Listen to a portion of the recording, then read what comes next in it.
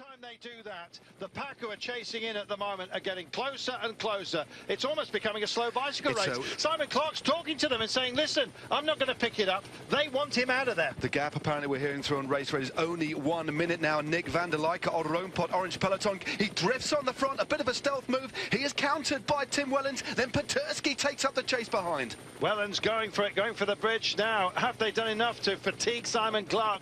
I think they've fancied their chances against anybody but him. Oh, and his head goes down momentarily. I don't know whether he's kidding. Campanella just behind as well, and still they spread wide. 2 kilometres to go. Now let's just talk you through this one, shall we? There's a couple of cheeky corners, and they may well get mobbed by the pack. Petersky still fancies his chances here, and I'm not surprised, especially in this company. Oh, look at that. Van der Leijke testing them and takes Wellens with him. There goes Simon Clark just drifting in behind Damien Novak. Simon Clark's going to try and get up here, but Wellens looks very lively. Will he make amends? Simon Clark is dragging Campanella in the yellow over this little gap just for the time being. This is the one of the corners that I was telling you about. There's another one just like this, much closer to the line. You've seen the way it unwinds at the line. So Simon Clark again still has time to look behind him and see who he's dragging with him. Doesn't want to lay it on the line just yet. I think it was probably a trackies check as well to see where the pack are. 1 kilometre to go now, and it's still all together. Look, it's like almost a track race here,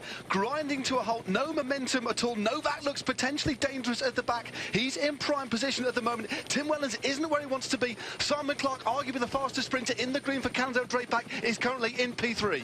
Simon Clark then looking very cagey. He's in a lockdown situation at the moment because you've got riders all around him. Petersky, everyone wants Simon Clark's wheel. That's Simon Clark's problem at the moment. The meters are coming down. They're going to go around this roundabout, so it will be a gentle left and a gentle right. They'll have to do it again with about 300 metres to go. Here we are then, and they started to go for it. Simon Clark just bent it in. Tim Wellens picks it up. Simon Clark staying with Tim Wellens. Simon Clark in the green. Campanella goes to the other side of the road. We're not going to see it until the very last. Oh, it's going to be the boys from Rumble, is it? Oh, my goodness, it's Wellens that takes it at the last. The bravest man out there. Wellens for Lotto to finish. Here it is from Heads Up. Well, he played a really, really canny game. He used the slipstream of Nick van der Leijke, wound up a big gear, just used his strength, used his experience, went very, very long, but there was nothing that Simon Clark could do about it.